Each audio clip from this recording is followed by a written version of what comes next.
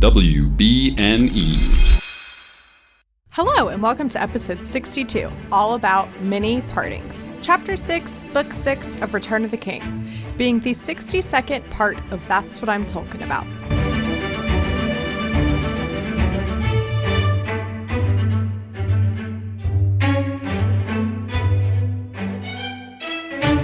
Hello, my name is Mary Clay, and if that's too complicated for you, just call me MC, and psych!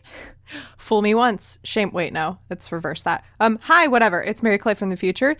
This is part 2 of the chapter discussion that I did with Ezra and Lane on mini partings, because there was many things to talk about, if you can imagine that. Was that even grammatically correct? I don't know. Hang on. I gotta sneeze. Cool. Fall allergies. Love it. Anyway, yeah, if you didn't listen to part 1, what are you doing? Go back to last week's episode and listen to that, and then come back and listen to this episode covering the second half of Mini Partings, which is a fantastic chapter. And if you've already done that, then awesome, on with the episode. So Gimli and Legolas go off, or they all leave. Yeah, Gimli and Legolas are like, all right, we'll see you. Gimli says, we will send word when we may, and some of us may yet meet at times.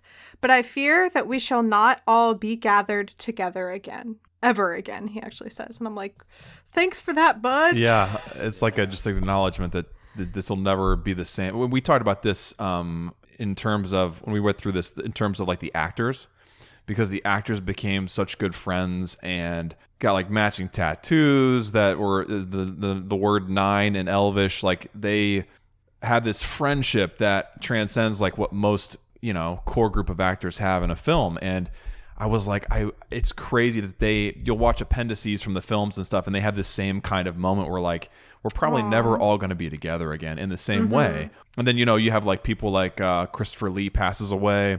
Oh my gosh. Ian Holm.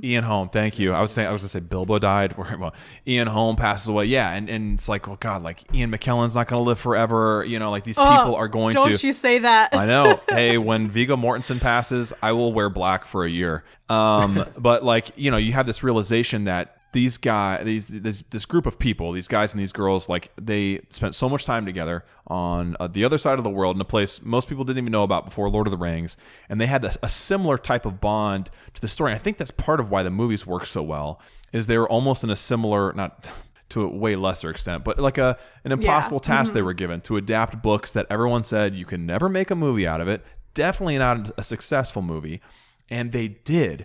And to think about them having to say goodbye, it's wild. And I think we can all put ourselves in that place where we've had a great experience. We have, a really great friend moves away, and you're not sure if it'll ever be the same again. And I know both of us have had that experience. And you're like, wow, you have these different phases in life and seasons, and they come and go. And it's just a reaffirming notion to try and be as present as possible and appreciate each moment, and to realize you might never live it again. And yeah, Tolkien, definitely a message he sends time and time again. Yeah, exactly. Then Treebeard takes Pippin and Merry aside for a minute, and oh, God bless them all. I love it. Last of all, Merry and Pippin said goodbye to the old Ent, and he grew gayer as he looked at them. Well, my merry folk, he said, will you drink another draught with me before you go? And they sit for a while, and they drink and have a nice little moment together. And finally he says, take care, for you have already grown since I last saw you. Yeah. And they all kind of laugh. And then he also says, and don't forget that if you hear any news of the Entwives in your land, you will send word to me. And I'm like, oh. Because I think, Gandalf makes is it now maybe even? Gandalf said earlier, he's like, well, all of the land now is, it's not evil anymore. So if you guys run out of room here eventually, you can go somewhere else and grow and prosper. And Treebeard is like, well, the Ents are not going to grow anymore because we lost the Entwives. How do you lose a woman?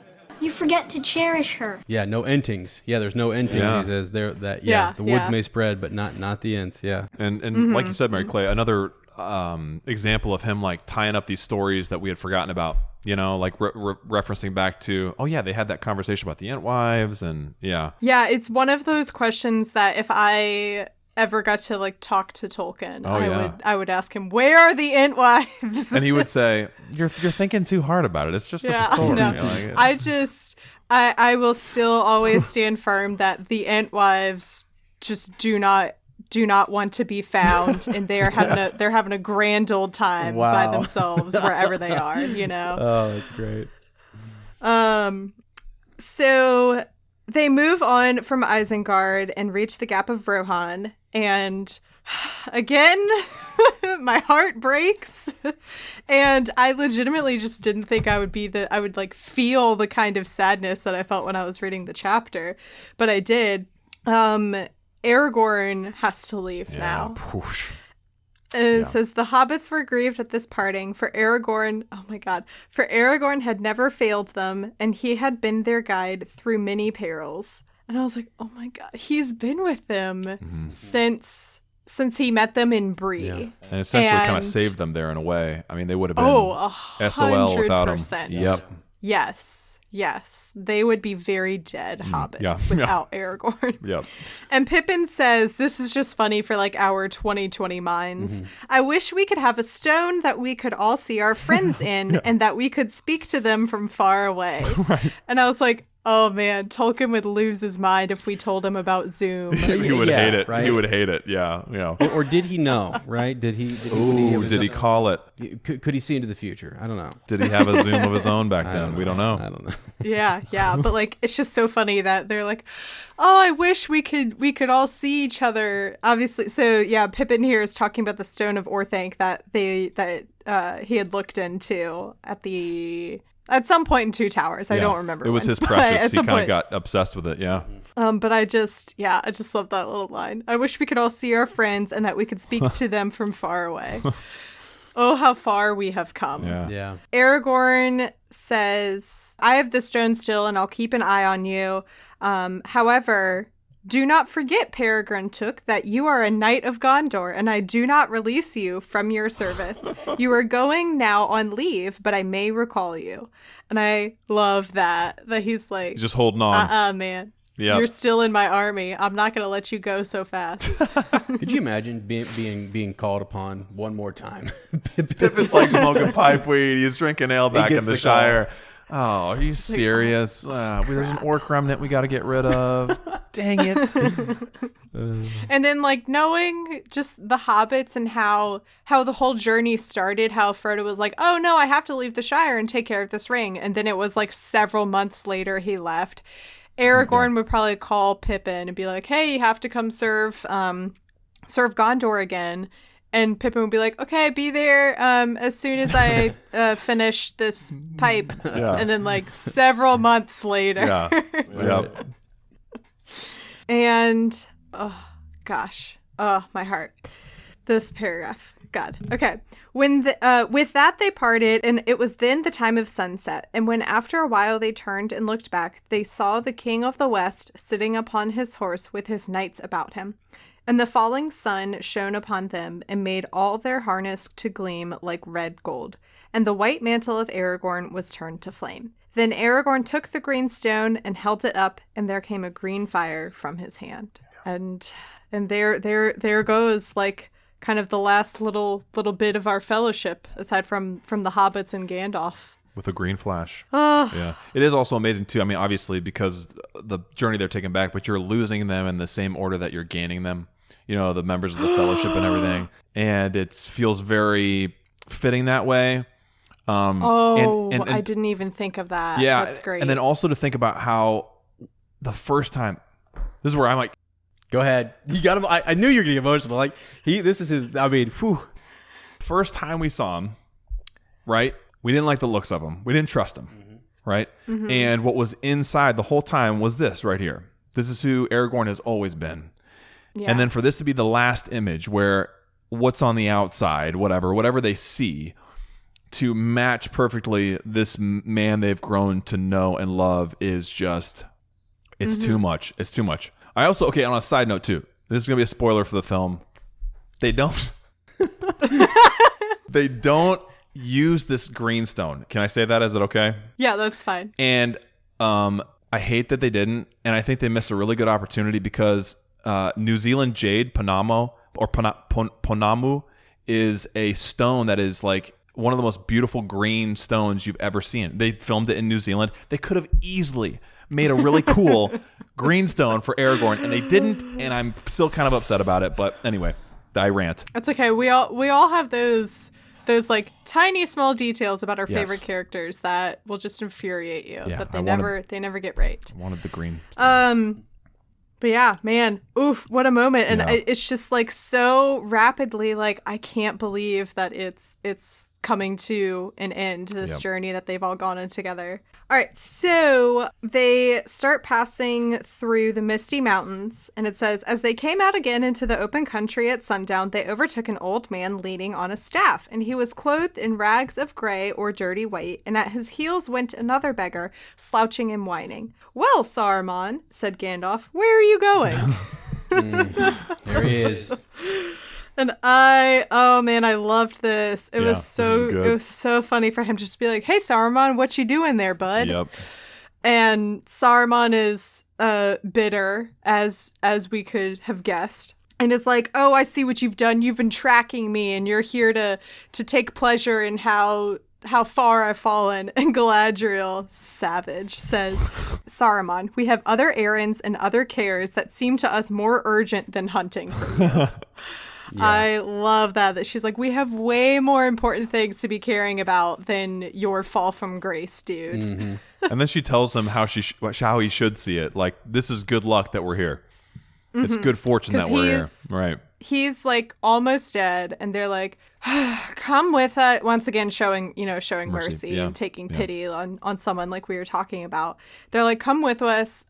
We'll save you. You'll, whatever, get healthier, or I guess. And Saruman is just so dead set in his ways, and he's like, you don't know what you've done, but you've destroyed the world, and everything as we know it is going to come to an end, and this is terrible, and just refuses to come with them. We talked about Saruman, like so in the way that Tolkien rewards pity or mercy, another word for it, like I think he shows through Saruman that pride is like the ultimate, because that's just what he's holding on. He's holding on to his pride. He will not humble himself in any regard, and it's not working out for him, and his pride refuses him to see that, and it's just, but it's like almost painful, because you almost, I mean, if you're looking at these great characters, you're like, well, even they have pity on him. Maybe I should too. Like, maybe there's some good that, and you saw that like when Gandalf first kind of entreated him after Orthanc had been destroyed, the Ents had done their thing, and you're like, hold on a second, what if these two wizards joined forces? Wow. Which is what I thought was going to happen the whole time. Right. And his pride wouldn't let him do it then. His pride won't even let him be saved now. And you just think, man, there's a lesson there, but it's like, what could have been? You ask yourself, what could have been? Yeah. That's what my like prediction going into Two Towers was, oh, well, obviously we're going to find Saruman. We're going to slap him out of his evil trance, and he's going to join forces with us. Yeah. And we're going to, defeat Sauron with this dude. Awesome. And that didn't happen at all. And I was like, oh, okay. So I guess Gandalf is just like the only wizard now. Flying solo. Yeah. I mean, that's all we need. Gandalf. That's true. I mean, it's true. Yeah, he's the man. He's the boss. He is the man. He is the man. And again, going back to like taking pity and showing mercy on someone, when Saruman's like, oh, we're gonna go, but wouldn't you at least give a little bit of pipeweed to a hopeless beggar? Oh my. And Frodo's like, well, I don't have any. And of course, Mary's like, I do. Right. And what a good dude. He says, you can have what I have left. And he gives him his bag, and it was what they had taken from Isengard. And Saruman's like, this isn't yours. Like, you stole this from me, blah, blah, blah. And he says, long may your land be short of leaf. And Mary says, thank you. In that case, I will have my pouch back.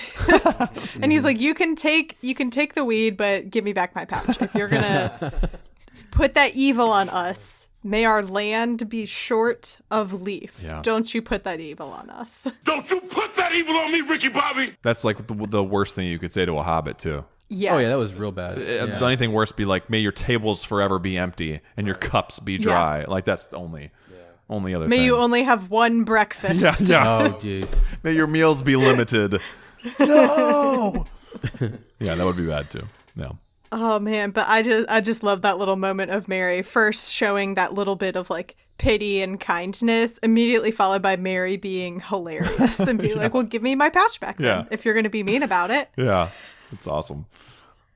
Oh, geez. So they keep walking onward and they reach the gates of Moria and they're stopping to rest. And when they start to get going again, this is when Galadriel and Celeborn now leave the group. And I was like, no! Oh, Galadriel! And I guess Celeborn, no! Her shadow. Yeah. Man. And so it says, but at length all was said, and they parted again for a while until it was time for the three rings to pass away. Quickly fading into the stones in the shadows, the gray-cloaked people of Lorien. Oh, I guess I should. Yeah, the rest of the elves, I guess, have been with them. And they're going back to Lorien. The shadows, the gray-cloaked people of Lorien rode towards the mountains, and those who were going to Rivendell sat on the hill and watched until there came out of the gathering mist a flash, and then they saw no more. Frodo knew that Galadriel had held aloft her ring in token of farewell. Ah, goodbye, Galadriel. Goodbye, elves. Yeah. It was fun. It was fun having you around. I know you guys said that like the elves were creepy and kind of scary. I really loved the elves just because they added a bit of like whimsy. I don't know, they're like the wild card. They keep things interesting. Like, yeah. Exactly. And it's mostly me that doesn't like elves. Ez loves them. They creep me. I don't know why. They unsettle me. Don't they unsettle you? No. Well, no. I just think they're mysterious. I like the mystery. I like. You would have fallen in love with an elf, wouldn't you? I don't know. I don't know if you would have. Maybe. Not sure. So, because like the part that I have underlined is the fact that all of these wise counselors went and sat on a hillside and didn't really even talk to each other, but yet almost in some odd way were connected. And it says, because they had journeyed thus far by the west ways, for they had much to speak of with Elrond and Gandalf, and they lingered there to converse with their friends. Let's see. Often long after the hobbits were wrapped in sleep, they would sit together under the stars, recalling the ages that were gone and all of their joys and labors in the world, or holding counsel concerning the days to come. So like they just have this bond, like years worth of like council business that they were sitting on, and this is it. Like for them, in a weird way, they're like these leaders who were overseeing things in all of Middle Earth, and kind of in some odd way, like Gandalf is I mean, he's in everyone's business. He's doing all sorts of stuff, and the wizards were trying to guide and help men. But now this is the end. They sit there and they know they're gonna go their own way. So I don't know, just kind of a moment. It's not one of those moments where we're gonna cry about, or we're gonna but it's interesting. I think I remember you saying like you wish you could go sit on that hill and just watch. I wanted to sit with them. I wanted to sit right there and like figure out what was going on. So yeah, I totally relate to that. I really wish that we had gone with the story. I really wish we had gone back to Lorien one more time, because those were some of my favorite chapters, or when we were with the elves in Lothlorien. And much like the Fellowship War experience when they were there, it felt like we were in a different world, and it was like a different time, and everything seemed like it was safer there and nicer, and the elves are just such interesting people. So I wish that like we could have gone with them to Lorien, but alas, we cannot, because we must go on to I'm curious Rivendell. though. I'm curious. Can I ask a question? Because you love that aspect of the story. What did you think? Maybe I should save it for the end. But what did you think of Tom Bombadil's house? Oh my God, I love him. Okay, we do too. We are obsessed with Tom B and Goldberry, and we think he might be God. We don't know. Yes. Okay. All right. Cool. Okay. I think it's that like I love chaotic neutral characters. And like, I think Tom Bombadil is a chaotic neutral, and maybe even the elves are. I don't know. Yeah. Maybe like fall a little bit that way. And who was? Oh, another character that I was thinking about recently, since I've been watching Legend of Korra again now that it's on Netflix, and there's a character in there named Varric. Julie, do the thing. And he is an insane character who is he is a complete, like, true chaotic neutral, and he is hilarious and doesn't care which side he's working on almost. But it's just so fun to see those kinds of characters come into play, because you just never know what's going to happen. Yeah. And they like bring such new and different energy to the scene. But yeah, Tom Bombadil, what an enigma. Yeah, absolutely. But I figured if you liked the elves great. and liked the pace slowed down, that you probably would have loved that. And Yeah, that it's like they step out of time a little bit when they go to Tom's house or into Lothlorien, you know. They could almost be their own stories, which I think is why some people, and I totally understand it too, don't like it as much, because it feels kind of separated in a way. But for me, this quest is so difficult, and not everything. Most of what you read is like, oh my gosh, when are we going to get some good news? That you hold on to those times. You hold on to times in Lothlorien. You hold on to times in Tom Bombadil's house. Exactly, you remember the Shire, and it helps you like get through. Yeah, exactly, man. Yeah, and this whole chapter, I know it's not going to happen.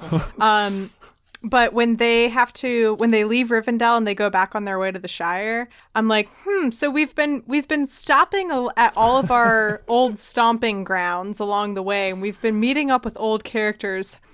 I really hope we stop and see Bombadil. I've been told, like, from the beginning that no, this is a character who comes in for 2 chapters. He's insane the entire time, and that's it. You will never, see him again or whatever. But there is still that little part of me that hopes maybe he'll come in one more time and do something insane and then just like disappear into the woods again. I cannot wait for you to finish this. I mean, I cannot wait. This is fun. Man, yeah. This is cool. So they get to Rivendell, and there is Bilbo. Bilbo. They found him all alone in his little room. It was littered with papers and pens and pencils, but Bilbo was sitting in a chair before a small bright fire. He looked very old, but peaceful and sleepy. And I was really relieved at this, because from what Arwen had said, I thought he was like on his deathbed or something. Like, he's just being a cute old sleepy man now, this whole time in Rivendell. Yeah. And he said, he opened his eyes and looked up as they came in. Hello, he said. So you've come back. And tomorrow's my birthday, too. How clever of you. Do you know, I shall be 129. And in 1 year more, if I am spared, I shall equal the old Took. I should like to beat him, but we shall see. And it said, I hate this. It says, after the celebration of Bilbo's birthday. It's also Frodo's birthday. Yeah. Excuse me, guys. Right. Classic Bilbo. But I just love this, reunion with him, where you walk in, where we last left him. He was like, I'm going to stay here and write stories of what you guys have done so far. And when you come back, you can tell me and I'll write it again. And I love that, like, his room it looks insane. I imagine it's similar to what Tolkien's office looked like when he was writing Lord of the Rings. Yeah. Can I say it's sort of like you're right, they get to enjoy him. He's not on his deathbed. He's still there. He's still got a little bit of even as he's sleeping, you'll see here in a sec that when he goes to sleep, he's still kind of got like one eye open to see if anybody notices he's sleeping, type of thing. So we can still enjoy him. And it's almost just like the cares. Like, I don't know what it says about like him being like the one thing on his mind, right, is that birthday and is passing this person. That's it. That's the world. That is what he's caring about, because he's that old. It's just like, that's kind of interesting to me. For me too, I think about if I can live that long, like there's a part of me that when I see people who've lived a long time and they're sitting comfortably, I'm like, it'd be so nice to just wander in and out of sleep, because I have a lot of trouble sleeping. Listeners uppers will know that, but like, I just can't imagine, just like you said, he's at ease, man. He's at peace, and he's lived this. he's lived a remarkable life, a remarkable life. And does he have time for one more journey? I don't know. Like, does he have that left in him? I don't know. Right. Yeah. And what is it? I don't know. Yeah. Yeah.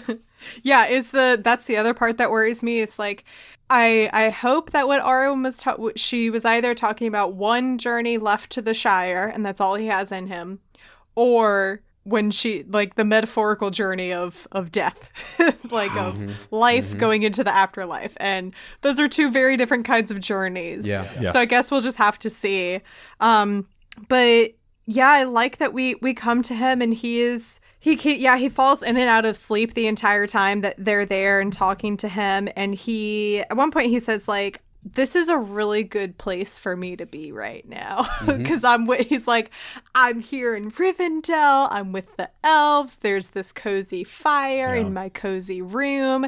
They bring me, I think it even says that let's see. Yeah. He was still very punctual as a rule, and he seldom failed to wake up in time for them. So all the meals that they bring him, he makes sure to wake up for, and he's just enjoying his like retirement essentially here in Rivendell. And they're even there towards the end of the year, like it gets into October, and that's one thing I love that he does is he I think more than anyone I've ever read, and I'm not super well read, but I can't imagine someone doing it better. The way he describes seasons and the way he describes the weather, like I still think when I see the ragged rain clouds, I think about his description of ragged. The way I use his phrases, and he talked about September came in with golden days and silver nights.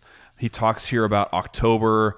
The weather was still calm and fair after one of the most lovely summers that people could remember, but October had come and must break soon and begin to rain and blow again. And just, he has such a way of, like, it gets you into the mood of the world, and you can put yourself into that feeling of October. Like, you know, it's still kind of nice, but it's going to start breaking soon. And I don't know. I love how he does that. Yeah. It takes time to do it, I guess. Yeah.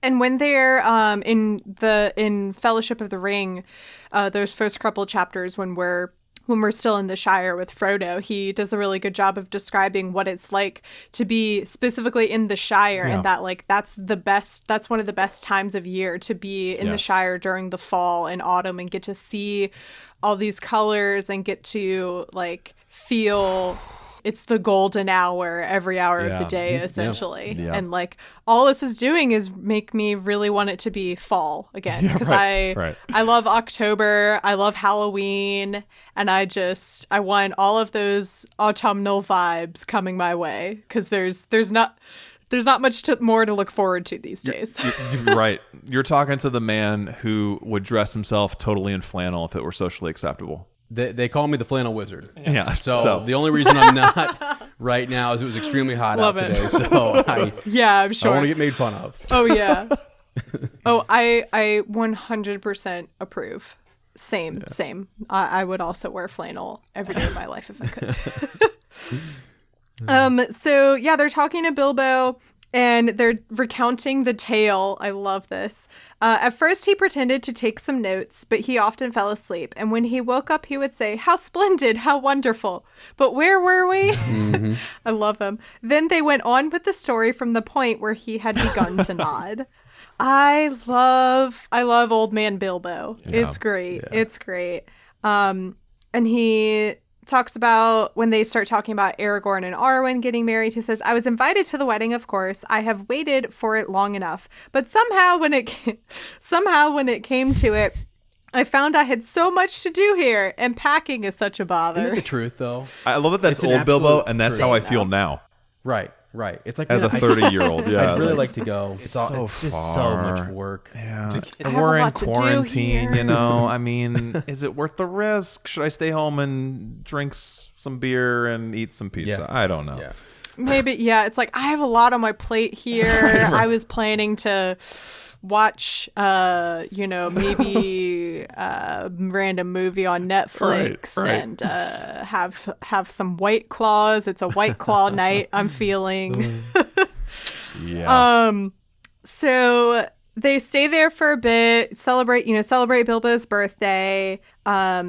Oh, this was the description I really talking about the weather. When nearly a fortnight had passed, Frodo looked out of his window and saw that there had been a frost in the night, and the cobwebs were like white nets. Yeah, yeah. And I love that because I was like, ooh, it's reminding me of Halloween. Oh yeah, sure. I went to some stores today, and they had started putting like trick or treat candy bags are out. Oh my god! Right now at Walmart, and I was like, I had to restrain myself from buying one just for me to eat. Like, and I know that like stores put things out super early, but I'm still excited to see it, you know. Mm-hmm. And they just have this feeling Yeah. that it's time to go. It's time to go back to the Shire. And Elrond says that he's gonna stay.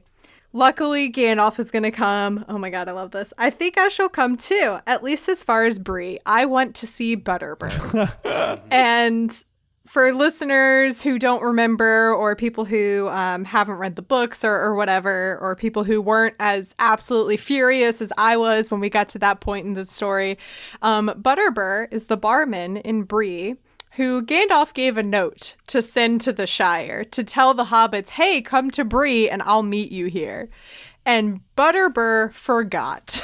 I almost think that we like, so Tolkien has these threads where we see like the origins of like certain things, like the Man in the Moon is referenced, and it's like where that song came from, you know. And I often wonder, like, does the term Butterfingers come from Butterbur? All he had to do was hand that letter over, and he dropped the ball.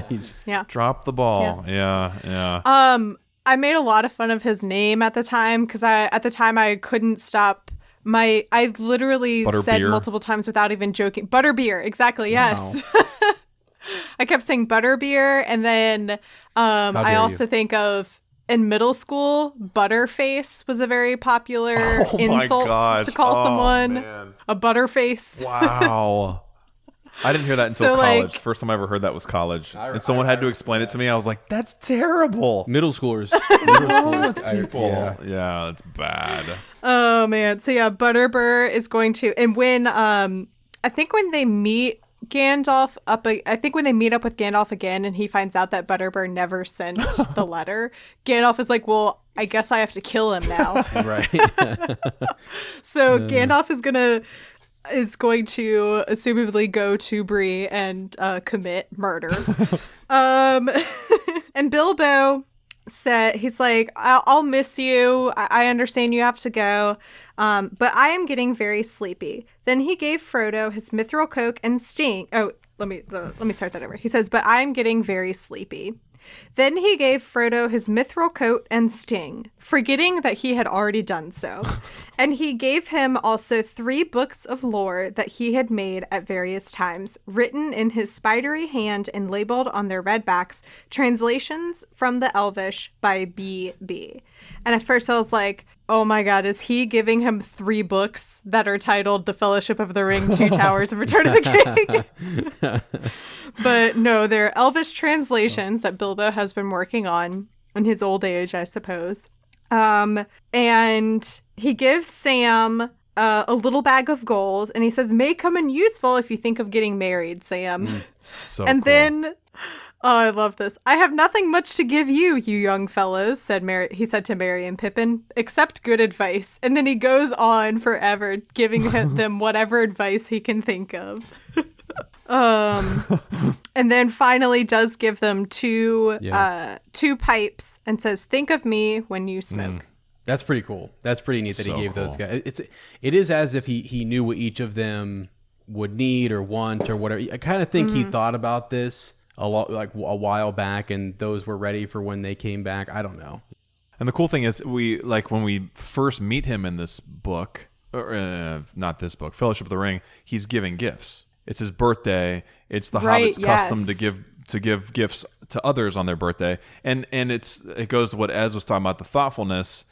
I'm sure he thought it up, because his hilarious, sarcastic, meaningful gifts for the party were like, he gave what was it, like a bookshelf to the guy who always took his books and never returned them. His they were I think it was like his will or something. Yeah. Savage. Yeah, he was great. He is so witty and thoughtful, and he's like you imagine Bilbo. There's always an intention, unless he's caught off guard. And it's understandable. Like he is intentional about what he's doing. So yeah, fair bet he probably thought that out. Yeah, I also like that it said the gold that he gave to Sam was the Smog vintage. Yeah, I was like, The last drop of it. hilarious. Like, yeah.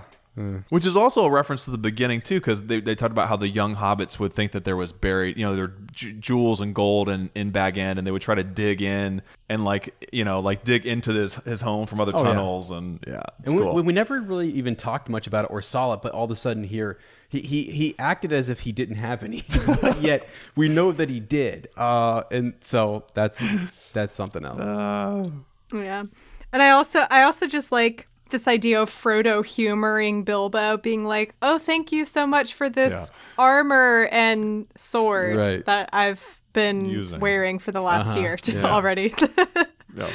And it said, and then suddenly he nodded and went to sleep for a little. And when he woke up again, he said, "Now where were we? Yes, of course, giving presents. Which reminds me, what's become of my ring, Frodo, that you took away?" And I was like, oh no. I was like, they're gonna tell him that that they destroyed it, and he's gonna lose his mind and is gonna go all like creepy, scary, possessed Bilbo. Yeah, right. But luckily, it's a lot more lighthearted than that. He says, "I have lost it, Bilbo dear. I got rid of it, What a pity. I should have liked to see it again. But no, how silly of me. That's what you went for, wasn't it? To get rid of it."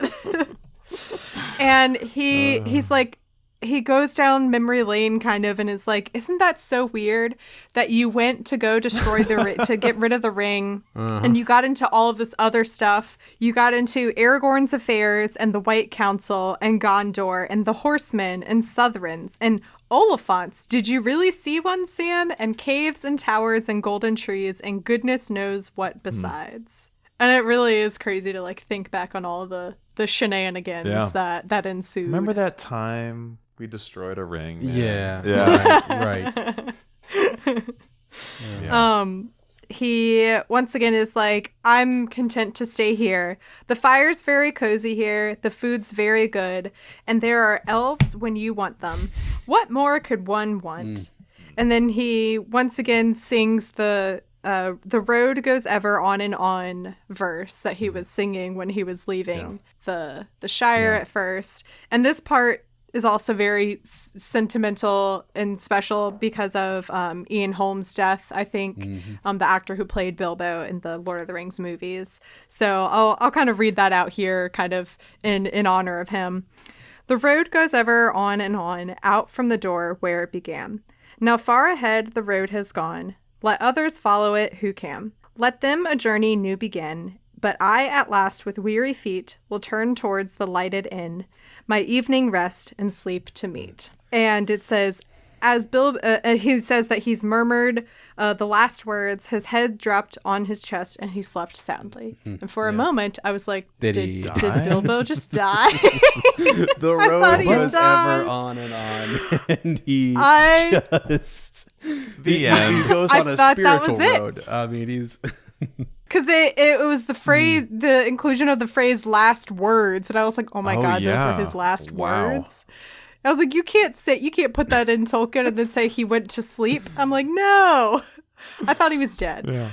Blessedly, he isn't, because you turn the page and like half a second later he wakes up again. Yeah.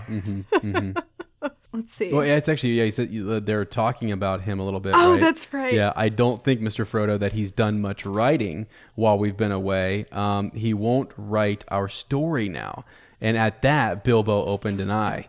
that's He's right. Like, you're talking about me? Right, he knows. That's why I see that like sleepy Bilbo, who's kind of like, it's almost like he's sometimes got I key phrases he's tuned in to. Yeah, it's like I heard my name. I picture him opening his like one eye a little bit, like he closed his eyes, like he drifted asleep, but yet did it almost not intentionally, but I don't know. That's perfect. Yeah, and he tells them to collect all my notes and papers and my diary too, and take them with you if you will. You see, I haven't much time for the selection in the arrangement of all that. Get Sam to help, and when you've knocked things into shape, come back and I'll run it over. I won't be too critical. And this is really, obviously Tolkien couldn't have possibly known it, but I'm sure it's super reminiscent to his son Christopher collecting all of JRR's notes to piece together and make sense of, to kind of Again, he was kind of telling the future. He's like, hey, one of you is going to have to clean up my mess I've made. People are going to want these stories finished, and I know how much I have in my mind, and I'm not going to be able to outlive it. Yeah. I think you're spot. I wrote in my margin, I said his relationship with Christopher ? It was the same kind of vibes. It's almost like he's. I obviously think that there's a lot of him that is in Bilbo. Just the even when he talks about the spidery hand. You look at like Tolkien's handwriting; it was very spidery. It was a great way to describe it. And yeah, I think that's spot on. Yeah. When they go to leave, Elrond takes Frodo aside and says, I think, Frodo, that maybe you will not need to come back unless you come very soon. For about this time of the year, when the leaves are gold before they fall, look for Bilbo in the woods of the Shire. I shall be with him. So Elrond says he's going to bring Bilbo back. I'm hoping to God that he means alive. Yeah. We'll see. I'm praying that like this isn't like a moment of oh yeah, I'm gonna bring Bilbo back to the Shire, come look for us in the fall, and then Frodo's like, all right, time to meet Bilbo again, and then it's just Elrond standing there with a coffin, and it's like, oh, that would be yeah, I mean, it'd be dark. He's old. He's old. That's what it's made me really scared. Arwen's comment. And you're kind of anxious probably too because the ring's gone, right? I mean, you know that like as long as that ring was around, there was something that sort of helped prolong his life, even the lasting effects. But now that power is gone, so you're like, crap, time is going to move even faster for him. Yeah, it's going to go downhill quick. Maybe. Yeah. Mostly, I'm just like very sad because we've had. I mean, what is this? This is page, in my book, 966. And in all of these 900 pages, it never once occurred to me that Bilbo could be someone who could die. Like, I was always like, I mean, I'm sure that, like, Aragorn and Frodo and Gandalf aren't, I mean, Gandalf did die, technically, whatever. But, I was, like, thinking of all the ways that a character could die tragically or something could go wrong or there could be a twist or whatever. And it never occurred to me that Bilbo could be one to die. Because I don't know. I just kind of, which is why I'm also like, it's very sad to have to say goodbye to Bilbo right now. Given that we've had so many good, but like the title of the chapter, Many Partings, Many Partings indeed. Yeah. So I just think it's so cool that you've made it this long, and you don't know. Yeah. That is enviable, man. Like I wish I could go back in time. It's taken a lot of work. And be but it's amazing. Like to think, wow, to go back to reading these end chapters and the whole thing for the first time. That was the best. I mean, I get different things out of it now, but that was easily the most cemented in my memory was reading those on. I mean, I would lay down on our couch. It'd be like in the evenings or on the weekends. I would spend entire Sundays just going through chapters and just glued to it and not understanding half the references, but just I remember that first time of reading it and thinking, man, this is such a good story. So that's incredible. Hats off to you. Like that's an amazing achievement. Yeah. And like I'm really relieved that I still have The Hobbit to read after this because I kind of started things in reverse order where I started with Fellowship. Yeah. So I'm very glad that like after having to say goodbye to Bilbo here and he's like in his old age and is probably going to die soon, at the very least, after this, I will get to go back and read The Hobbit, and I'm very much looking forward to that because Bilbo is like, he was that first chapter that I read in Fellowship at his birthday party, and he pieces out of his own birthday party after insulting everyone there. Yeah, it's pretty epic. It's just so great. So I'm really glad that I get The Hobbit to look forward to for more of Bilbo. But yeah, that brings us to the end of this chapter and the end of the episode. Do you guys, are there any like random stray thoughts or anything you wanted to share about the chapter that we glossed over or you didn't get to share? Well, I kind of like your humor in the way you approach these chapters. I really do, because I started thinking to myself, there's all those moments, and I was thinking about Tolkien, and maybe you show up to a relative's house, right? And they're like, stay a bit. Why don't you hang out and like stay with us? It's like, well, look, we got to get going. I mean, like I thought about that as you were With working your way Treebeard. through Yeah, Treebeard. yeah. And they're just like, look, Nah, we're good. Yeah. If we stay any longer, we're gonna be here till tomorrow or the next right. day. Yeah. We gotta get out of I here. think So thought that was especially with the funny. Ints, they knew that too. Oh, yeah. That if they had stayed, they'd they're gonna be there get forever. talking, and it's gonna take a long time, and Yeah. It's just different too, because it is like then a lot of this is you're on an epic quest and you're parting with these friends that you may not see like ever again, and it's just crazy. I know people who like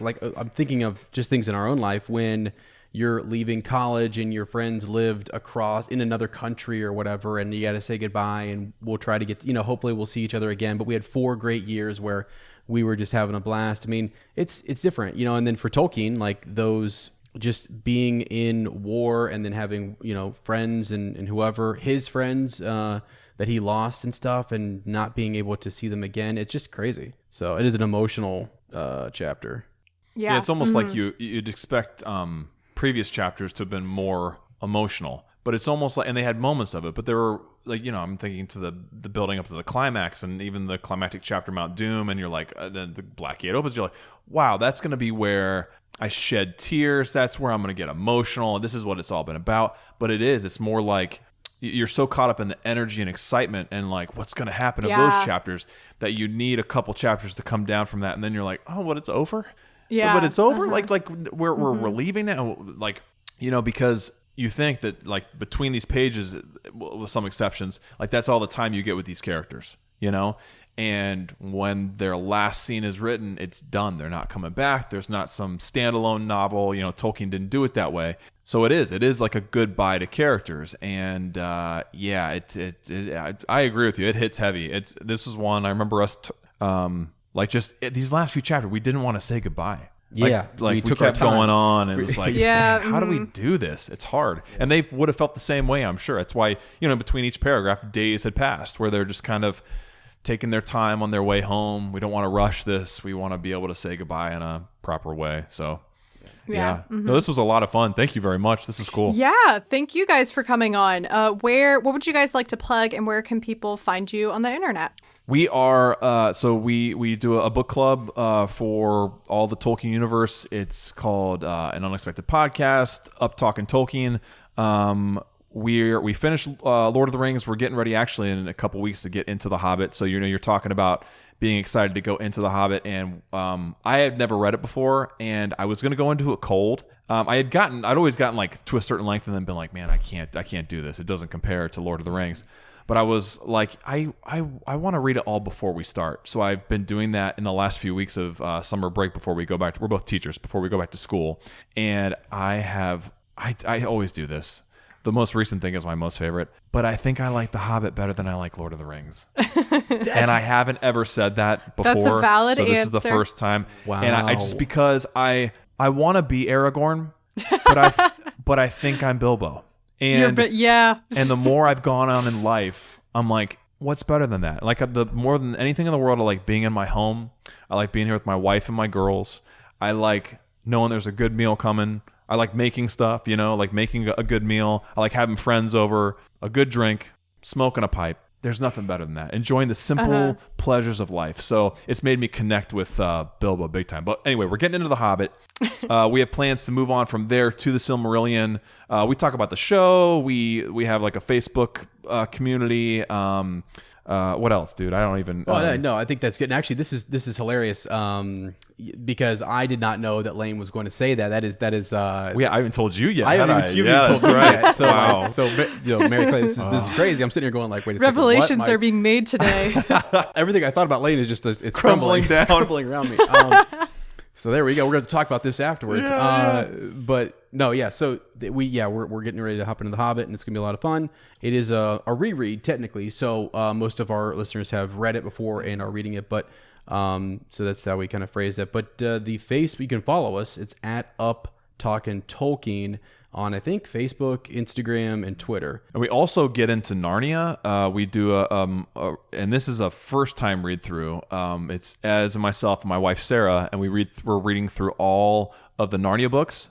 We've gotten through just Magician's Nephew so far. We're reading in chronological order, and it's awesome. Like it's been I think C.S. Lewis is very underrated. I think a lot of people kind of try to reduce him to a certain almost like metaphorical read, but we are finding it to be like an amazing time. Something we've always wanted to do, that we always wanted to have like Sarah in a podcast, and so we're able to do that. It's a blast. But we're getting ready to start Lion, the Witch, and the Wardrobe soon, and nice. That is called Further Up. So Up Talking Tolkien and Further Up Looking for Lewis. Very cool. Very cool. Yeah, I've been, people have asked me if once I'm done with Tolkien content, if I'll do the Chronicles of Narnia and Lewis stuff. And I'm not sure. Maybe it could be something where maybe I do it as a bonus Patreon thing. But I'm like super fascinated by the relationship of Lewis and Tolkien and the influences that they've had on each other. So I'm sure it's like really fascinating to read the Chronicles of Narnia from the perspective of huge Lord of the Rings fans too, because you're able to pick up probably on a lot of those. Because when they in Fellowship, when they first even mentioned the idea of the Ents, I was like, oh, talking trees, or walking and talking trees, like how those showed up at the end of the Prince Caspian movie. And then someone was like, well, yeah, Lewis and Tolkien were like BFFs. Best so buds. Yeah, it's very cool. Yeah. Another question I ask my guests is, what would you recommend to the listeners that you are enjoying right now? So whether it's a movie, a TV show, a book, etc. Gosh, I have to think. I'll give you think time. We're teachers. Think time. Yeah. So I'm going to go most recent, and this is just, okay, so I'm going back through, Sarah and I both are going back through shows we've watched a while back but want to revisit. One of those is Short Poppies. Short Poppies is a mockumentary style mini series that Rhys Darby did. And he is the band manager from Flight of the Conchords. Rhys Darby is a New Zealand comedian, and it's a show where he is so funny. It's a show where he plays every single lead character. They're just these outlandish, like stereotypical New Zealanders, and it's fantastic. There's only like 8 episodes, and they're half an hour, so they're so good. And then Sarah and I have been, oh my gosh, we finished Poldark, the PBS masterpiece series with Aidan Turner, which is really good. Before that we had been into Outlander, and then now we're making our way back into Turn, which is the AMC Washington Spies show, and it is so good. So good. I think that was filmed in my hometown where I am now, Richmond, Virginia. I think it might have been that one. I don't know. But definitely one of those like historic type shows was filmed here, because it was one of those things that like, that's cool. Whenever something is filmed in your city, they like latch onto it. Oh yeah, and right. love to bring it up. So. Yeah. Yeah. So that's what I have so far, and then obviously The Hobbit. Go read The Hobbit; it's fantastic. Yeah. Bud. For me, so this is actually, it's not something I have read. Well, okay, let me start with Wheel of Time. Robert Jordan wrote this series. It's amazing. 14-book series. I've read it a couple times. I highly recommend going to read Wheel of Time. And based on that, our listeners have actually encouraged me to read a series called The Stormlight Archive, Brandon Sanderson's Stormlight Archive series, The Way of Kings. Yeah, Words of Radiance, Oathbringer, and Rhythm of War. So I'm really excited to do that. They are massive books, but someone told me if I can get through Wheel of Time and I can handle that, then this is going to be no problem. So I was like, okay, cool. All right, I'm down. Yeah, as soon as you said Brandon Sanderson, I was like, oh, yeah, I can see why people would recommend that, because he's such a prolific like fantasy author these days, it feels like. So Yeah. and all of his books and series I think have a reputation now for being pretty hefty or something. Yeah. So That's What I'm Talking About is a proud member of WB&E. You can learn more about the network by going to wbne.org, where you will find other shows such as Sincerely Us, our musical theater fan podcast. Dear listener, today's going to be a good day, and here's why. Because today we're headed to Broadway. Are we? Okay, maybe not, but we're talking about Broadway. I'm Becca. And I'm Eni, and we host Sincerely Us, a podcast for the casual musical theater fan. We discuss everything from strong female characters To Ben Platt. to individual shows To Ben Platt. to Act 1 finales and everything in between. We even have a few experts on to talk about their expertise in the realm of musical theater. It's an easygoing show for every theater fan. No experience required. Listen every Wednesday at wbne.org or wherever you get podcasts. It's not a Disney fan cast, I promise. The cover art is by Graphite, aka Vaishon Brandon. You can support him on Instagram at graphite.vmb. You can find the podcast on Twitter and Instagram at TolkienAboutPod, and you can also join our Facebook group. And you can find me on Twitter at MCWattsUp and Instagram at MC_TurnDownForWhat. You can also support the podcast by going to patreon.com/TolkienAboutPod, where you will find a variety of tiers and financial levels available for whatever your situation is. And you can become a sponsor of That's What I'm Talking About, like, oh geez, why do I never look these up in advance? Like Matt! Matt, thank you so much for becoming a supporter of That's What I'm Talking About and being this week's episode sponsor. But yeah, you can also become a sponsor and do that by going to patreon.com/TolkienAboutPod. So a couple weeks ago, the discussion question was, what is your favorite reunion of characters in fiction? On Twitter, Meredith said Hiccup and Toothless and all of their families at the end of How to Train Your Dragon 3. I was traumatized by that and I sobbed my weight in tears. So that was fun. Also on Twitter, Kelly said Dory and her parents and Finding Dory, very wholesome. In our Facebook group, Jason said Han and Leia in The Force Awakens. In Discord, Valerie said Rory and Lorelai after Rory realizes how stupid she's been and they reunite in season 6. Yes, very good. And Claire, also in Discord, says Stanley and Zero with the rest of the boys at the end of Holes. And you will be able to hear more of my thoughts on Holes this week on Bacon and Eggs, because for whatever reason, Tyler and Ethan asked me to come on to cover Holes. So, yup, that's happening this Thursday. I think, if I plan this correctly. It might already be out. I don't know what date or year or month it is. So, this is fun. This week's discussion question is, what is the saddest goodbye you've ever seen in fiction? Now, I'm going to expand this to, it can be a goodbye to a television show or a movie series or a book series that was coming to an end. It can be a goodbye of characters who had to leave the show because the actors were leaving. It could be a goodbye of a character who died or something like that. I already know my saddest goodbye is the finale of The Good Place. A cheating Eleanor in the ocean, the waves. I'm gonna cry starting just thinking about it. So tell me what your saddest goodbye is, and like 2 weeks from now I will share those and sob openly on the podcast, so that'll be fun. All right, holy cow, I'm so sorry to have you guys talk for so long. I tried to like move us through this chapter as fast as possible. This isn't too bad for us. Yeah, We're under in time, actually. Okay, good. That's amazing. Normally we're 2.5 hours. this is what this feels like. This is so nice. We finished early. We're This is so nice. There's so much to talk about, so I'm glad that like we were able to talk through it. So Yeah. So all that being said, do you guys have any parting words for the audience? Well, no, this has been great. Honestly, this is fantastic. I will be listening to the next your next couple episodes here because I want to see how this finishes out because I'm blown away. That just some of the things that you said here. I was looking over at Lane. I'm like, wow, this is this is gonna set up perfect. So no, I'm excited for that. This has been great. Thank you very much. It's been awesome. Yeah, no, Awesome. I'd just like to say thank you, Mary Clay. This is really cool. To all your listeners, continue on the journey, and we'll see you as the road goes ever on, I guess. Yeah. And that's what I'm talking about.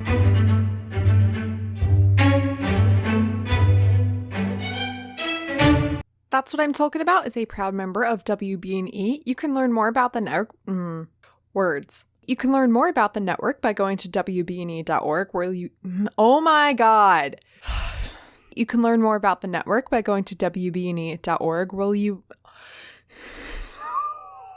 I'm gonna scream. You can learn more about the network. Oh my God. Why is my mouth and my lips and my tongue are not forming? Rubber baby buggy bumpers. Rubber baby buggy bumpers. Rubber baby buggy bumpers.